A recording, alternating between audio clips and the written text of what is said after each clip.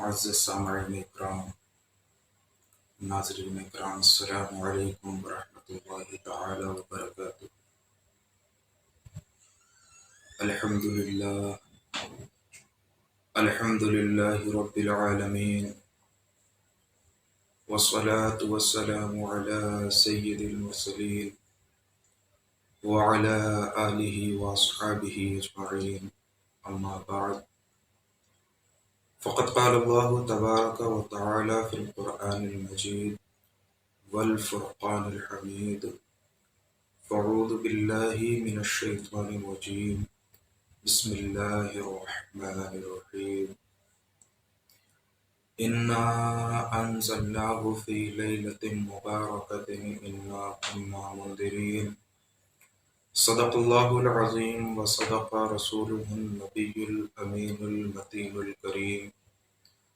ونحن علی ذلک لمن الشاہدین والشاکرین، والحمد للہ رب العالمین۔ ان اللہ وملائکتہ یصلون علی النبی یا ایہا الذین آمنوا صلوا علیہ وسلموا تسلیما۔ اللہم صل علی سیدنا وشفیعنا ونبینا ومولانا محمد وبارک وسلم۔ صلوا علیہ صلاۃ وسلام علیک یا رسول اللہ صلی اللہ تعالی علیہ وسلم۔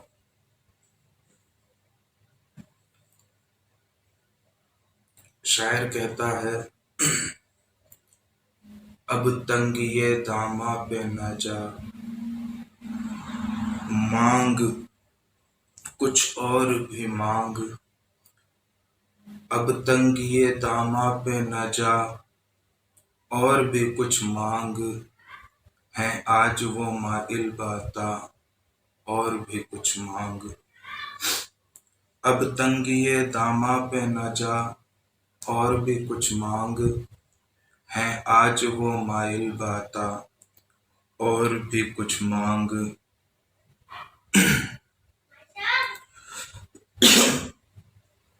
سرکار کا در ہے، در شاں تو نہیں ہے۔ سرکار کا در ہے، در شاں تو نہیں ہے۔ جو مانگ لیا مانگ، اب اور بھی کچھ مانگ۔ جو مانگ لیا مانگ، اب اور بھی کچھ مانگ۔ جن لوگوں کو یہ شک ہے، کرم ان کا ہے محدود۔ جن لوگوں کو یہ شک ہے، کرم ان کا ہے محدود۔ ان لوگوں کی باتوں پہ نہ جا، اور بھی کچھ مانگ۔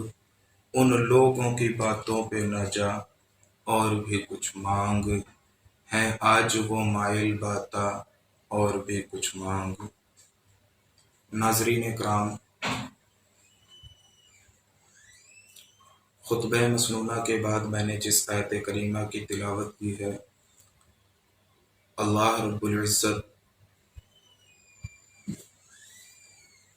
کلام مجید میں ارشاد فرماتا ہے، انا انزلناہ فی لیلۃ مبارکۃ انا کنا منذرین۔ حضرات، اس کا خطبہ، اس کا ترجمہ اور اس کی تفسیر میں جانے سے پہلے اس آیت کی تلاوت کرنے کا مقصد اور آج خطاب کا کیا موضوع ہے اسے سماعت کریں۔ چونکہ یہ شعبان المعظم کا بابرکت مہینہ ہے، جس کے بارے میں آقا کریم صلی اللہ تعالی علیہ وسلم نے فرمایا ہے کہ شعبان میرا مہینہ ہے، ہم اور آپ اس مہینے میں اپنا شب و روز گزار رہے ہیں۔ حضرات، جہاں اس مہینے کو آقا کریم صلی اللہ تعالی علیہ وسلم نے اپنا مہینہ کہہ کر اس کا ہم سے تعارف کرایا ہے، وہیں اس کی 15ویں شب کی بے شمار فضیلتیں احادیث کریمہ میں موجود ہے۔ شعبان کی وہ 15ویں شب جسے ہم اور آپ شب برات کے نام سے جانتے ہیں۔ اس کے مفہوم میں جانے سے پہلے کہ شب برات ہے کیا چیز، کیوں ہم اس کا اہتمام کرتے ہیں، اس سے پہلے یہ جاننا ضروری ہے کہ اللہ رب العزت نے کیوں ہمیں سال میں کچھ ایسی مخصوص راتیں عطا کی ہیں کہ جس میں اللہ رب العزت کی رحمتیں اس میں جھما جھم برستی ہیں۔ اس کی وجہ جاننا بہت ضروری ہے۔ حضرات دیکھیں، اللہ رب العزت نے انسان کی یا جنات کی جو تخلیق فرمائی، اس کا مقصد بیان فرماتے ہوئے اللہ رب العزت نے قرآن پاک میں ارشاد فرمایا، وَمَا خَلَقْتُ الْجِنَّ وَالْإِنسَ إِلَّا لِيَعْبُدُونَ۔ ہم نے انسان اور جنات کو اپنی عبادت کے لیے پیدا فرمایا۔ اب جب ہم آج اس چیز کا مشاہدہ کرتے ہیں تو معاملہ بالکل برعکس نظر آتا ہے۔ جناتوں کا معاملہ تو معلوم نہیں کیونکہ وہ ہماری نظروں سے پوشیدہ ہیں، لیکن جہاں تک انسان کی بات کی جائے تو معاملہ بالکل برعکس نظر آتا ہے۔ اللہ تعالیٰ اپنی کتاب میں فرماتا ہے، وہ کتاب جس میں نہ شک کی کوئی گنجائش ہے، نہ شبہ کی کوئی گنجائش ہے، اور نہ کسی تبدیلی و تحریف کی گنجائش ہے، کیونکہ اس کی حفاظت کی ذمہ داری بھی اللہ رب العزت نے خود لے رکھی ہے۔ رب اس کتاب میں فرماتا ہے کہ ہم نے انسان کو پیدا کیا اپنی عبادت کے لیے، لیکن جب آج ہم دیکھتے ہیں تو اس مشاہدے سے یہ پتہ چلتا ہے کہ آج انسان عبادت سے کوسوں دور ہو چکا ہے۔ آج ہم دنیاوی محبت میں، یا آج کا انسان دنیاوی محبت میں اس قدر گرفتار ہو گیا ہے، اس قدر وہ دنیا کی آرائشوں میں، دنیا کی محبت میں، دنیا کے رنگا رنگ چیزوں میں اس قدر وہ ملوث ہو چکا ہے، اس قدر مشغول ہو چکا ہے کہ انسان اپنی تخلیق کا مقصد بالکل بھول گیا ہے کہ اللہ رب العزت نے اسے کس وجہ سے پیدا فرمایا۔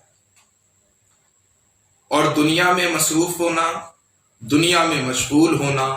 دنیاوی کاموں میں اس قدر مشغول ہو جانا، یہی ہماری بے راہ روی کا سبب بن گئی، ہماری گمراہی کا سبب بن گئی کہ ہم صراط مستقیم سے ہٹ کر گمراہی کے راستے پر چل پڑے ہیں، غلط راہ پر ہمارے قدم رواں دواں ہیں۔ اس لیے اللہ رب العزت نے اس امت پر انعام فرماتے ہوئے کہ جہاں امت اتنا گناہ کرتی ہے سال بھر، اس کی طرح طرح کی نافرمانیاں کرتی ہے، تو اللہ رب العزت اس امت کو ایک موقع کے طور پر، جسے ہم گولڈن چانس بھی کہہ سکتے ہیں، کچھ راتیں، کچھ دن ایسے دیے ہیں کہ اگر بندہ اس میں سچے طور پہ اپنے گناہوں پر نادم ہو جائے، شرمندہ ہو جائے اور بارگاہ رب العزت میں معافی مانگے، تو رب کی رحمت اس زور کے ساتھ ان راتوں میں برستی ہے کہ وہ بندہ کبھی رب کی بارگاہ سے محروم واپس نہیں کیا جا سکتا۔ اس وجہ سے اللہ رب العزت نے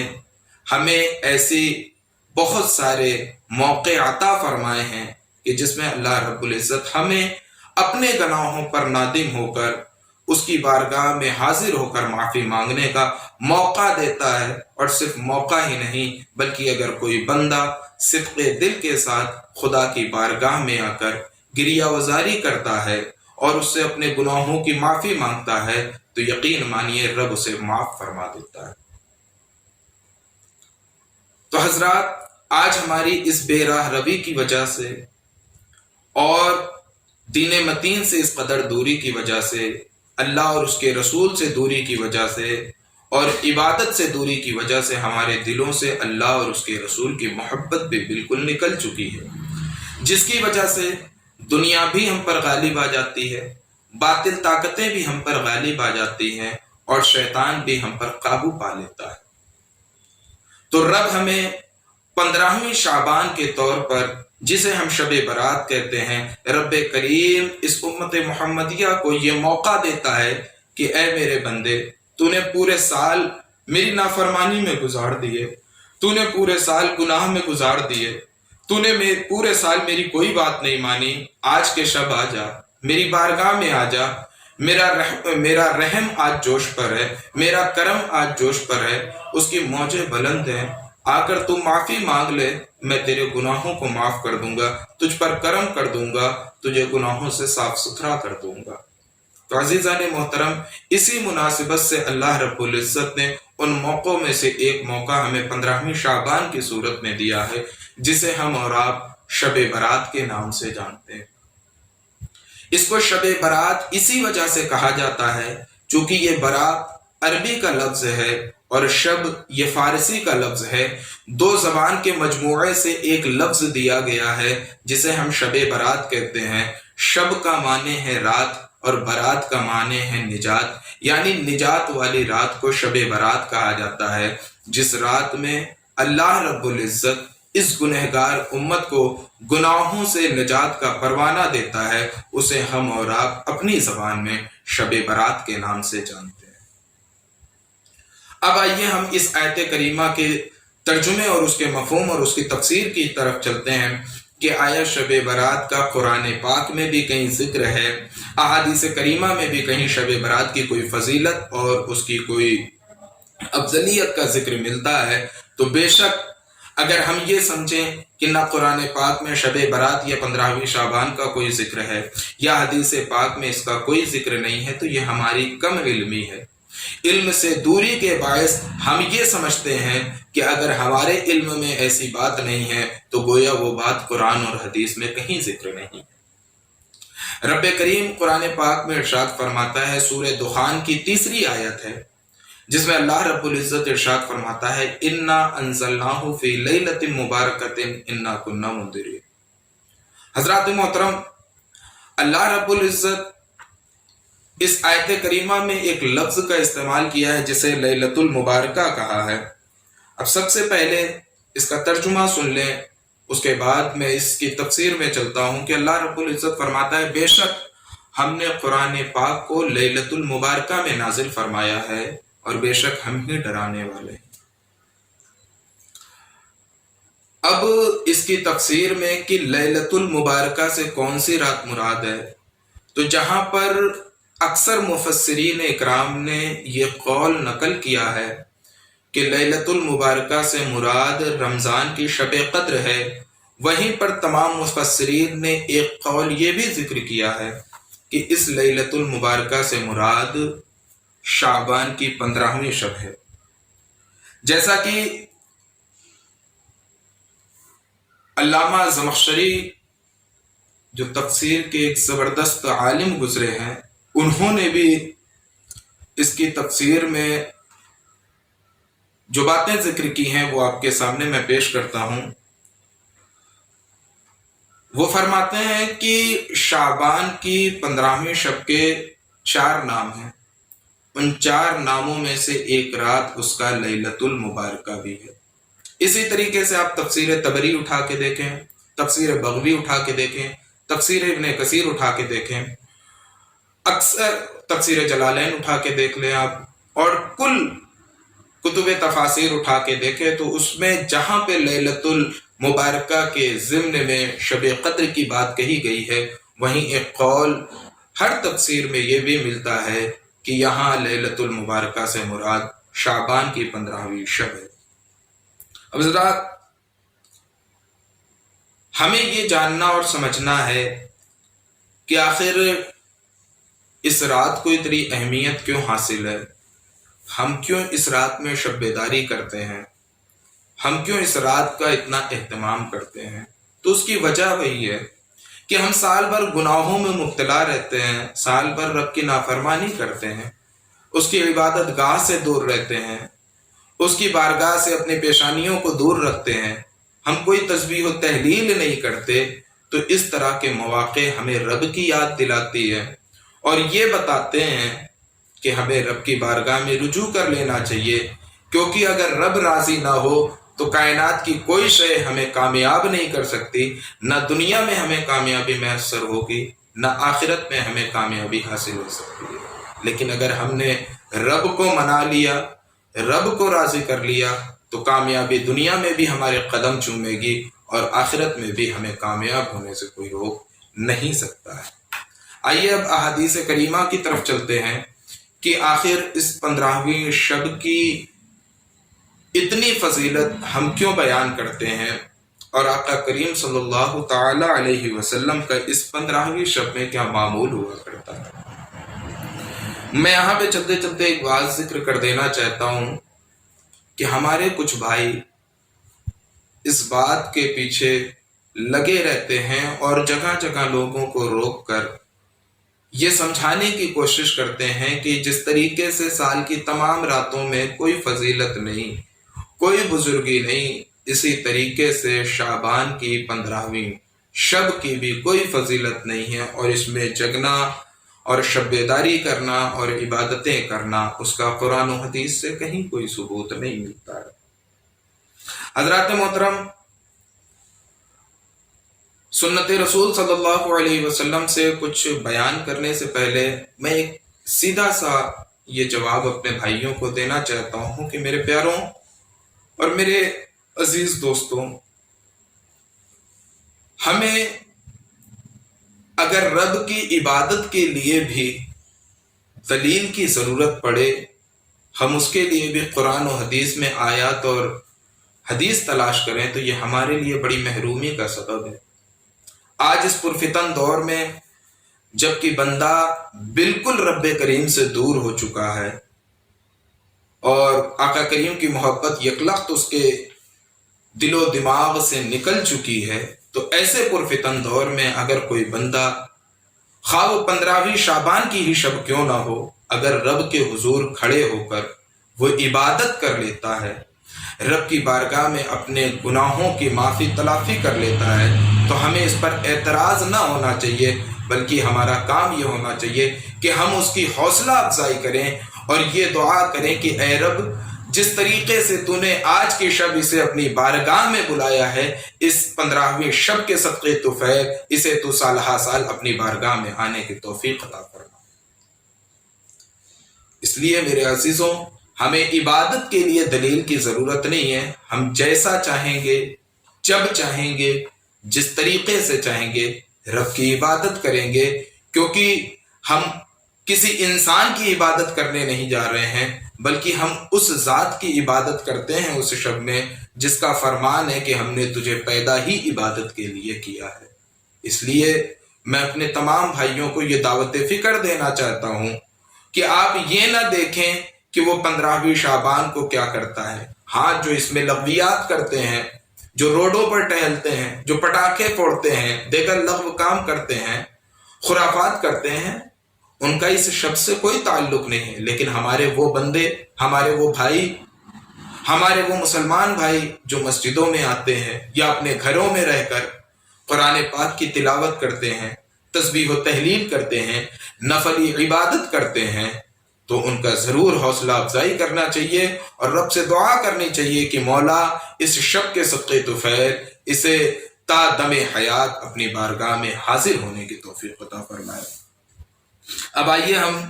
حدیث پاک کی طرف چلتے ہیں کہ شعبان کے تعلق سے آقا کریم صلی اللہ تعالی علیہ وسلم کا کیا معمول رہا ہے، اور 15ویں شعبان کی فضیلت کے تعلق سے آقا کریم صلی اللہ تعالی علیہ وسلم نے کیا ارشاد فرمایا ہے، اس کو ہم سماعت کرتے ہیں۔ سب سے پہلے تو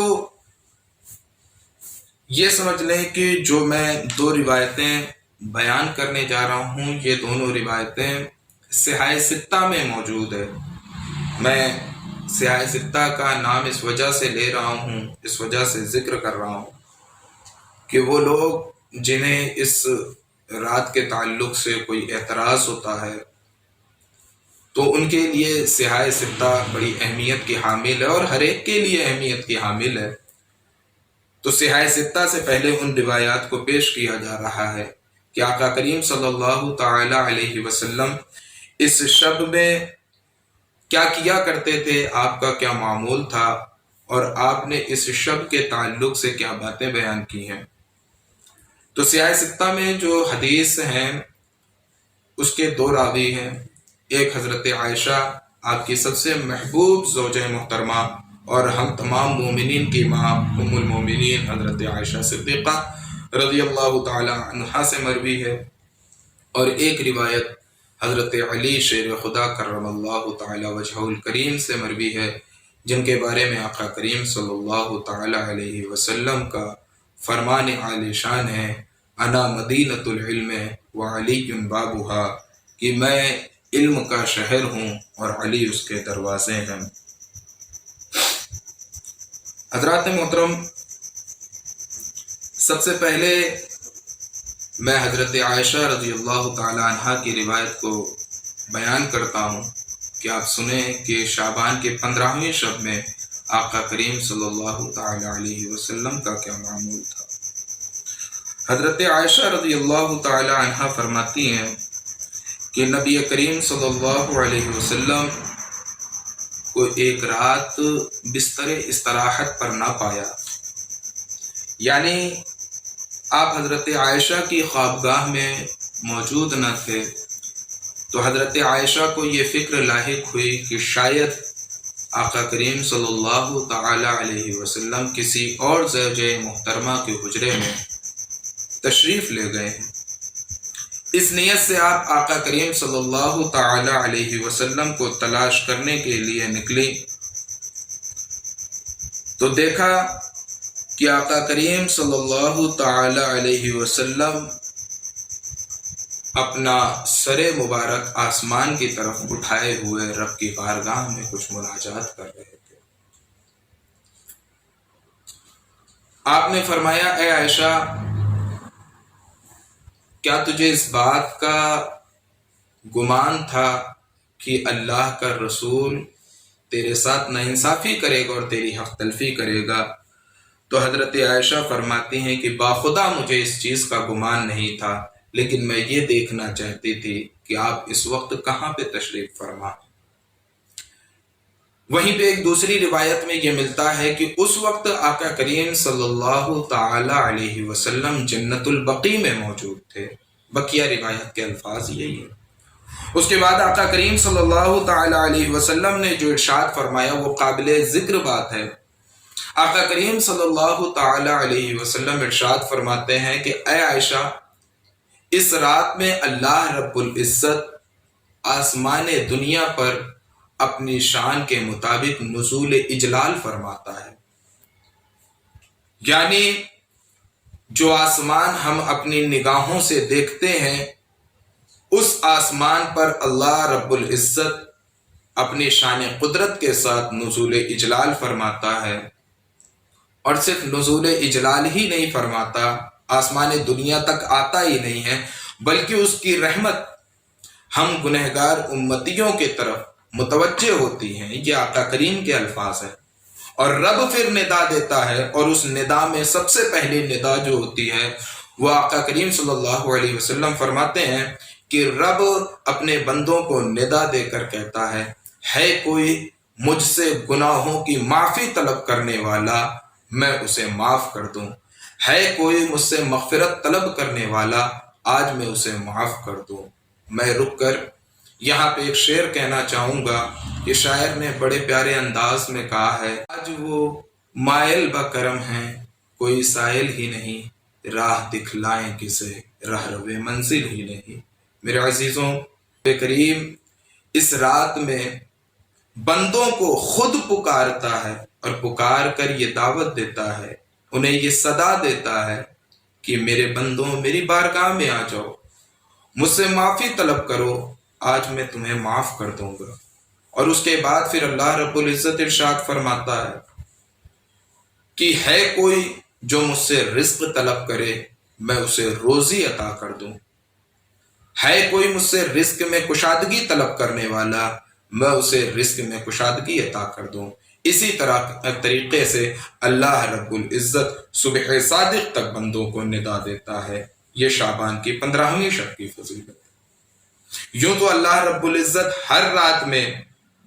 آسمان دنیا پر نزول اجلال فرماتا ہے، لیکن اس کا وقت رات کا آخری حصہ ہوتا ہے، اور تھوڑے وقت کے لیے اللہ رب العزت نزول اجلال فرما کر اپنے بندوں کو ندا کرتا ہے۔ لیکن یہ شب کہ اس کے بارے میں ہے، نبی کریم صلی اللہ علیہ وسلم ارشاد فرماتے ہیں کہ جیسے ہی سورج غروب ہوتا ہے اللہ رب العزت آسمان دنیا پر نزول اجلال فرماتا ہے، اور صبح صادق تک بندوں کو ندا کرتا رہتا ہے کہ ہے کوئی مجھ سے معافی طلب کرنے والا، ہے کوئی مجھ سے گناہوں کی مغفرت چاہنے والا، ہے کوئی مجھ سے روزی طلب کرنے والا کہ میں اس کو یہ سب چیزیں عطا فرما دوں۔ اس وجہ سے میرے عزیزوں، یہ شعبان کی 15ویں شب کی فضیلت ہے جو آقا کریم صلی اللہ علیہ وسلم بیان کر رہے ہیں، اور اللہ رب العزت ہمیں یہ موقع دے رہا ہے۔ اس وجہ سے ہم اور ہمارے بھائی اس رات میں شب بیداری کرتے ہیں، رب کی عبادت کرتے ہیں کہ نہ جانے وہ کون سی گھڑی ہو کہ رب کریم ہمارے اٹھے ہوئے ہاتھوں کی لاج رکھ لے اور ہمارے گناہوں کو معاف فرما دے اور ہماری زندگی کو سنوار دے۔ اس لیے میرے عزیزوں، یقیناً ہمیں اس رات کا اہتمام کرنا چاہیے، اور بلا شبہ اہتمام کرنا چاہیے کہ جس رات کا اہتمام خود آقا کریم صلی اللہ تعالی علیہ وسلم کریں، اس رات کا اہتمام یقیناً اس گنہگار امت کو بھی کرنا چاہیے۔ یہ پہلی روایت جو میں نے آپ کے سامنے ذکر کی حضرت عائشہ رضی اللہ تعالی عنہا والی، یہ جامع ترمذی کے کتاب الصوم میں باب ما جاء فی لیلۃ النصف من شعبان کے تحت مذکور ہے۔ جو حضرات علم سے واقفیت رکھتے ہوں، عربی سے واقفیت رکھتے ہوں، وہ اسے جا کر ملاحظہ کر سکتے ہیں۔ وہیں پہ دوسری روایت جو میں نے آپ سے کہا کہ حضرت علی رضی اللہ تعالی عنہ سے شعبان، نصف شعبان یعنی شعبان کے 15ویں شب کے تعلق سے مروی ہے، وہ میں آپ کے سامنے ذکر کرنا چاہتا ہوں۔ یہ بھی سیاہ ستہ کی کتاب سنن ابن ماجہ میں مذکور ہے، جو کتاب ما جاء فی شہر رمضان باب ما جاء فی لیلۃ النصف من شعبان کے تحت مذکور ہے۔ امام ابن ماجہ اور امام بہقی نے بھی ساتھ ہی ساتھ اسے شعب الایمان میں نقل کیا ہے۔ وہ روایت یہ ہے کہ حضرت علی رضی اللہ تعالی عنہ سے روایت ہے کہ نبی کریم صلی اللہ تعالی علیہ وسلم نے فرمایا کہ جب نصف شعبان کی رات آئے، یعنی شعبان کی 15ویں شب آئے، تو رات کو قیام کرو۔ قیام کا مطلب یہ ہے کہ رب کی بارگاہ میں عبادت کریں، رب کی عبادت کریں، رب کی بارگاہ میں کھڑے ہو جائیں، نفلی عبادتیں پڑھیں یا توبہ و استغفار کریں، جس طریقے سے ہو سکتا ہے رب کی عبادت کریں۔ اس کے بعد فرمایا اس کی صبح کا روزہ رکھو، یعنی جب 15ویں شعبان کی رات میں ہمیں رب کی عبادت کرنی ہے اور صبح ہونے پر روزہ رکھنا ہے، یہ آقا کریم صلی اللہ تعالی علیہ وسلم کی تعلیم ہے۔ آپ آگے ارشاد فرماتے ہیں کہ اس رات کو اللہ رب العزت کی رحمت غروب آفتاب سے لے کر آسمان دنیا پر آ کر پکارتی ہے کوئی بخشش کا طالب، ہے کوئی بخشش مانگنے والا کہ میں اس کو دے دوں، کوئی رزق کا طالب ہے کہ میں اس کو رزق دے دوں، ہے کوئی بیمار جو شفا طلب کرے میں اس کو شفا دے دوں، یہاں تک کہ فجر طلوع ہو جاتی ہے۔ حضرات محترم، آپ کے سامنے دو روایت کو ذکر کیا گیا، ایک اس کے علاوہ بھی بے شمار احادیث شعبان کی 15ویں شب کی فضیلت میں مذکور ہے، لیکن وقت کی قلت دامنگیر ہے۔ ان تمام باتوں کو مد نظر رکھتے ہوئے ان احادیث کو آپ کے سامنے رکھا گیا کہ جس پر تمام علماء کرام اور تمام مکتبہ فکر کے علماء کرام کا اتفاق ہے، اور سیاہ ستہ کی وہ روایتیں ہیں، اور راوی بھی اس کا کوئی ہلکا پھلکا نہیں، بلکہ ایک کے راوی حضرت علی شیر خدا رضی اللہ تعالی عنہ اور دوسری روایت کرنے والی حضرت عائشہ رضی اللہ تعالی عنہا ہے۔ تو حضرات، ان احادیث سے ہمیں پتہ چلا کہ شعبان کی 15ویں شب کی کیا فضیلت ہے اور ہم اس رات کا کیوں اہتمام کرتے ہیں۔ تو وہیں ساتھ ہی ساتھ جہاں ہمیں شعبان کی 15ویں شب کے بارے میں پتہ چلا، ہمیں یہ بھی پتہ چلا کہ اس میں اگر کوئی بندہ اپنے گناہوں سے معافی طلب کرے تو رب کریم اسے معاف فرما دیتا ہے۔ حضرات آئیں اب تھوڑا توبہ کی طرف چلتے ہیں کہ توبہ کسے کہتے ہیں، توبہ کس طریقے سے ہوتی ہے، اور جب ہمارے سامنے شعبان کی 15ویں شب ہو، یوں تو توبہ کا ہمارا معمول ہمیشہ کا ہونا چاہیے کہ ہم ہمہ وقت اللہ رب العزت کی بارگاہ میں توبہ و استغفار کریں کہ مولا ہم سے جو بھی آج غلطیاں ہو گئی ہیں یا اب تک جو بھی غلطیاں ہوئی ہیں مولا اسے معاف فرما اور آئندہ نہ کرنے کا میں عزم کرتا ہوں۔ لیکن خصوصی طور پہ چونکہ رب اس رات میں خود ندا کر کے بندوں کو پکارتا ہے کہ میری بارگاہ میں آ کے مجھ سے معافی طلب کرو، میں تمہیں معاف کر دوں گا، تو ہر بندے کی یہ ذمہ داری بنتی ہے کہ وہ اس موقع کو ضائع نہ کرے، کسی فضول کام میں مصروف ہو کے، لغویات میں مصروف ہو کے اس وقت کو ضائع نہ کرے، بلکہ رب کی طرف سے جو بے پناہ کرم ہم پر کیا جا رہا ہے اس سے فائدہ اٹھائیں اور اپنے آپ کو گناہوں سے صاف ستھرا فرمائیں۔ توبہ اپنے گناہوں پر شرمندہ ہونا، نادم ہونا اور رب کی بارگاہ میں رجوع کرنا۔ اس کا طریقہ کیا ہوتا ہے؟ کب صحیح معنی میں ہماری توبہ توبہ کہلاتی ہے؟ آیا یوں ہی رب کی بارگاہ میں ہاتھ اٹھا کر اپنے گناہوں سے معافی مانگ لینے کو توبہ کہتے ہیں، یا اس کے کچھ اصول و ضوابط ہیں، کچھ شرائط ہیں؟ تو علماء کرام نے اور صوفیاء کرام نے جو توبہ کے تعلق سے ذکر کیا ہے وہ یہ ہے کہ توبہ کے 4 ارکان ہوتے ہیں۔ اس میں سب سے پہلی بات جو ہونی چاہیے وہ یہ ہے کہ ہم اپنے گناہوں پر شرمندہ ہوں۔ مثلا ہم نے جو بھی غلطی کی ہے، ہم نے نماز نہیں پڑھی، ہم نے روزہ نہیں رکھا، یا ہم نے کوئی اور غلط کام کیا، ہم نے چوری کر لی، ہم نے زنا کر لیا، یا ہم نے کسی کا حق مار دیا، ہم سے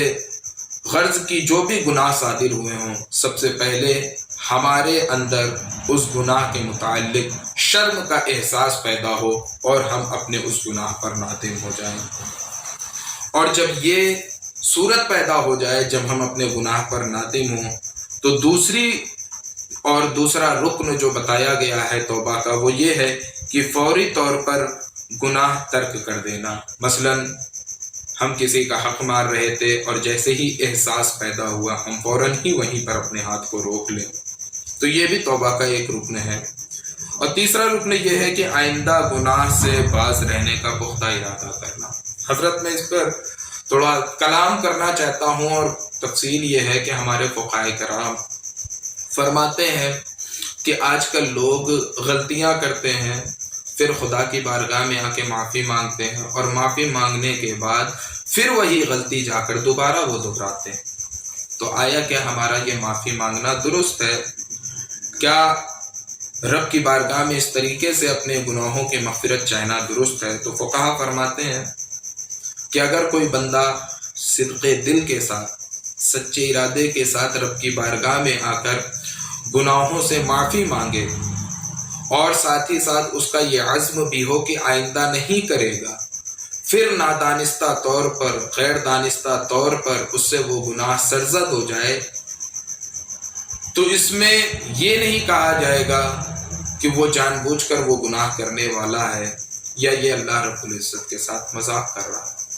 ان فقہا فرماتے ہیں کہ اگر کوئی شخص رب کی بارگاہ میں آ کر معافی طلب کرے اور ساتھ ہی ساتھ دل میں یہ احساس بھی ہو کہ میں ابھی تو معافی مانگ رہا ہوں لیکن بعد میں جا کے پھر میں یہی گناہ کروں گا، تو فقہا فرماتے ہیں کہ ایسا شخص رب سے استغفار طلب کرنے والا نہیں ہے، بلکہ رب کی بارگاہ میں آ کر وہ رب کے ساتھ مذاق کرنے والا شمار کیا جائے گا۔ اس لیے میرے عزیزوں، جب بھی ہم کسی گناہ پر نادم ہوں اور اسے چھوڑ دیں تو ساتھ ہی ساتھ ہمارے دل میں یہ خیال ہونا چاہیے جب ہم توبہ کر رہے ہوں کہ مولا ابھی تو مجھ سے یہ گناہ سرزد ہو گیا ہے، لیکن میں آئندہ کے لیے یہ پختہ ارادہ کرتا ہوں کہ مولا میں اس گناہ کی طرف کبھی توجہ نہیں کروں گا، کبھی میں اس گناہ کی جانب نہیں جاؤں گا اور اس سے ہمیشہ بچنے کی کوشش کروں گا۔ اس پختہ ارادے کے ساتھ رب کی بارگاہ میں معافی طلب کرنے کو توبہ کہتے ہیں۔ اسی طریقے سے چوتھا رکن یہ ہے کہ گناہ کا تدارک و تلافی، یعنی کچھ گناہ ایسے ہوتے ہیں کہ اللہ رب العزت اسے معاف تو فرما دیتا ہے، لیکن اس کے باوجود بھی اسے ہمیں اس کی تلافی کرنی پڑتی ہے۔ مثلا ہم نے نماز چھوڑا، یقیناً نماز چھوڑنا ایک بہت بڑا گناہ ہے، تو نماز چھوڑنے کی وجہ سے جو ہمیں گناہ ملا، ہمیں رب کی رحمت سے یہ امید ہے کہ جب ہم رب کی بارگاہ میں اپنے گناہوں سے معافی طلب کرتے ہیں اور شرمندہ ہو کر اس کی بارگاہ میں رجوع کرتے ہیں، تو نماز چھوڑنے کا جو گناہ ہوتا ہے یا اب تک جو ہم سے تاخیر ہوئی ادا میں اس کا جو گناہ ہوتا ہے، رب اسے معاف فرما دیتا ہے۔ لیکن اب اس کا مطلب یہ نہیں ہوتا کہ اب ہمیں نماز پڑھنی نہیں ہے، نہیں، بلکہ مطلب یہ ہے کہ جو تاخیر کی وجہ سے ہمیں گناہ مل رہا تھا یا نماز نہ پڑھنے کی وجہ سے جو ہمیں گناہ مل رہا تھا، تو رب کریم نے اسے معاف فرما دیا ہے۔ اس کی تلافی یہ ہے کہ ہم وہ نماز جو ہم نے چھوڑ رکھی تھی، جو ہمارے ذمہ قضا تھی، ہم اسے ادا کر لیں۔ یہ 4 رکن ہیں توبہ کے۔ جب ان رکن کو مد نظر رکھتے ہوئے کوئی بندہ رب کی بارگاہ میں توبہ کرتا ہے، تو ایسے شخص کے بارے میں کہا جاتا ہے کہ وہ شخص سچی اور پکی توبہ کرنے والا ہے، اور رب کی بارگاہ سے قوی امید ہے کہ ایسے شخص کی توبہ کو اللہ قبول فرماتا ہے۔ میرے عزیزو، ہمارا رب اتنا کریم ہے، اتنا رحیم ہے کہ ہم نہ اس کی شان رحمت کا اندازہ لگا سکتے ہیں اور نہ شان کرم کا اس کا اندازہ لگا سکتے ہیں۔ مجھے ایک روایت یاد آتی ہے اپنے رب کی رحیمی پر، اپنے رب کی کریمی پر، اور وہ کس قدر ہم گنہگاروں کے گناہوں کو معاف فرماتا ہے۔ اس واقعے سے آپ اندازہ لگا سکتے ہیں کہ بنی اسرائیل جو حضرت موسیٰ علیہ السلام کی قوم تھی، اس میں ایک دفعہ سخت قحط کی صورت پڑ گئی، بارش نہیں ہوتی تھی، کئی دن گزر گئے، کئی روز گزر گئے، بارش نہ ہوئی۔ حضرت موسیٰ علیہ السلام اپنی قوم کو لے کر نماز استسقاء، جو بارش طلب کرنے کے لیے دعا کی جاتی ہے، نماز پڑھی جاتی ہے، اس نماز کو پڑھنے کے لیے اپنی قوم کو لے کر آپ نکلے۔ ایک روایت کے مطابق 50,000 اور ایک روایت کے مطابق 70,000 لوگ اس نماز میں شریک ہوئے۔ تمام لوگ ایک میدان میں اکٹھا ہوئے، نمازیں پڑھی، لیکن رب کا کرنا یہ اور اس کی قدرت یہ کہ جو ادھر دعائیں بلند ہوتی جاتی، دعا کی صدائیں بلند ہوتی، بارش کی التجا کی جاتی، دعا کی جاتی، رب کریم تو سورج کی تمازت کو اور تیز کر دیا، سورج میں اور تیزی آ گئی، اس میں سختی آ گئی، اور زیادہ گرمی پیدا ہو گئی۔ تو حضرت موسیٰ علیہ السلام رب کی بارگاہ کی جانب متوجہ ہوئے اور کہا، مولا تیرا بھی عجیب انداز ہے، ہم یہاں بارش طلب کرنے کے لیے اتنی کثیر تعداد میں حاضر ہوئے ہیں، لاکھوں اور کروڑوں ہزاروں کی تعداد میں ہاتھ تیری بارگاہ میں اٹھے ہوئے ہیں، مولا بجائے تو بارش برسانے کے سورج کو اور تیز کر دیا ہے، اس کی سختی کو اور تو نے تیز کر دیا ہے، اس کی تمازت میں اور اضافہ کر دیا ہے، مولا ماجرا کیا ہے؟ غیب سے ندا آئی کہ اے موسیٰ، ان لوگوں میں ایک ایسا شخص موجود ہے جس نے اپنی تمام عمر میں کبھی بھی میری بارگاہ کا رخ نہیں کیا اور میری بارگاہ میں آ کر اپنی جبین کو نہیں جھکایا ہے، یہ اسی کی نحوست ہے اور اسی کی بدعمالیوں کا نتیجہ ہے کہ تمام لوگوں کی دعائیں رد ہو جا رہی ہیں اور کسی کی دعا بھی قبول نہیں کی جا رہی۔ جب حضرت موسیٰ نے رب کی جانب سے یہ سنا تو انہوں نے مجمع کی طرف گھوم کر کہا کہ کون ہے وہ بدبخت جس نے اپنی تمام عمر میں کبھی بھی رب کی بارگاہ کا رخ نہیں کیا، اور اس کی نحوست کی وجہ سے آج ہم تمام لوگوں کی دعائیں قبول نہیں ہو رہی ہیں۔ وہ مجمع سے باہر نکل آئے۔ وہ شخص، وہ جانتا تھا اپنے آپ کو کہ میں ہی وہ انسان ہوں کہ جس نے کبھی رب کی بارگاہ میں سجدہ نہیں کیا، کبھی رب کی بارگاہ کے قریب نہیں آیا۔ وہ اپنے دل ہی دل میں شرمندہ ہوتا ہے،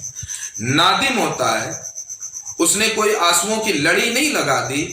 بلکہ لکھنے والے لکھتے ہیں کہ چند ایک قطرات اس کی آنکھوں سے ٹپکے ہوں گے اور اس نے رب کی بارگاہ میں ہاتھ اٹھا کر کہا، مولا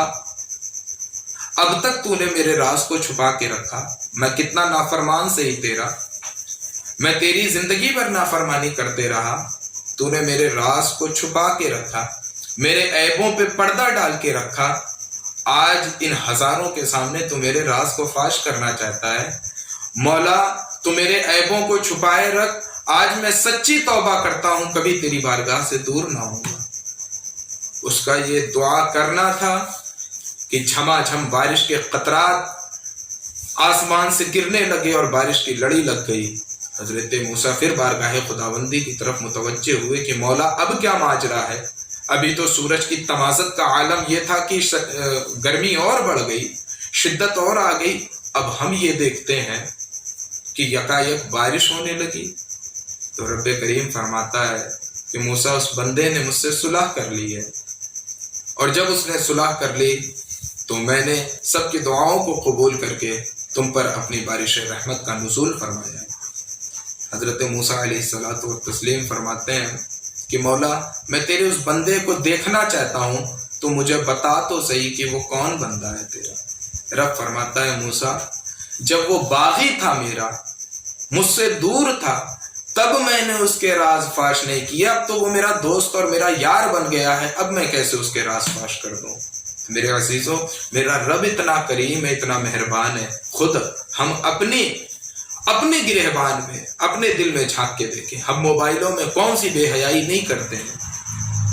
ہم کون سی فحش چیزیں نہیں دیکھتے ہیں، لیکن ہمارے رب نے ہمارے عیبوں پہ پردہ ڈال رکھا ہے، چھپا رکھا ہے، کسی سے بیان نہیں کرتا، جبکہ وہ چھپی ہوئی چیز کو بھی جاننے والا ہے اور ظاہر چیز کو بھی جاننے والا ہے۔ تو وہ رب جو اتنا کریم ہے کہ ہمارے گنہگار اور نافرمان ہونے کے باوجود بھی ہمارے عیبوں پہ پردہ ڈال رکھا ہے، تو آج کی شب جب وہ خود، جبکہ ہمیں اس کی بارگاہ میں آ کر گریہ وزاری کرنا چاہیے، اس کے باوجود بھی وہ آسمان دنیا پر آ کر ہم سے یہ کہتا ہے کہ آ کر میری بارگاہ میں معافی طلب کرو، اپنے گناہوں پر نادم ہو کر مجھ سے معافی چاہو، میں تمہیں معاف کر دوں گا، تمہارے رزق میں کشادگی عطا کر دوں گا، تم جو چیز مانگو گے، جس حلال چیز کا سوال کرو گے، میں تمہیں عطا کر دوں گا۔ تو میرے عزیزوں، یہ وقت ضائع کرنے کا نہیں ہے۔ رب کریم کی جانب سے ہمیں جو نعمت ملی ہے شعبان کی 15ویں شب کی صورت میں، جسے ہم شب برات کہتے ہیں، بڑی ہی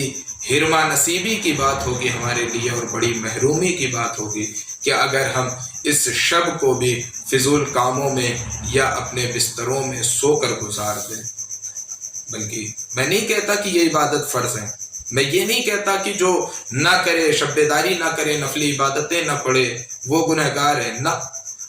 لیکن اتنا ضرور کہوں گا کہ رب کی جانب سے خاص موقع اسے ملا ہے، ایک گولڈن اپارچونٹی ملی تھی جسے اس نے مس کر دیا ہے، ہمیں مس نہیں کرنی ہے۔ آج دیکھیں ہماری بدعمالیوں کی وجہ سے کرونا وائرس جیسی وبا ہم پر لگی ہوئی ہے، آج رب نے ہمیں اپنی بارگاہ سے دور کر دیا، ہمیں اپنی بارگاہ میں آنے نہیں دیتا۔ ہم یہ اپنا کمال سمجھتے ہیں کہ ہم رب کی بارگاہ میں نہ جائیں تو یہ ہمارا کمال ہے، نہیں، آقا کریم تو فرماتے ہیں کہ جب رب کسی کو اپنی بارگاہ سے دور کرتا ہے تو اس سے سجدے کی توفیق چھین لیتا ہے۔ میرے عزیزوں، ہم رب سے دور نہیں ہوئے ہیں، رب نے خود ہمیں اپنے آپ سے دور کر دیا ہے۔ اس لیے آج بھی وقت ہے، توبہ کا دروازہ کھلا ہوا ہے، آج رب کریم آسمان دنیا پر آ کر ندا دینے والا ہے، اٹھو میرے عزیزوں اور تہیہ کر لو کہ آج میں اپنے تمام سابقہ اعمال سے رب کی بارگاہ میں معافی طلب کروں گا اور آئندہ گناہوں سے بچنے کی کوشش کروں گا۔ رب کریم سے دعا ہے کہ رب کریم نے ہمیں جو 15ویں شب کی صورت میں جو فضیلت عطا کی ہے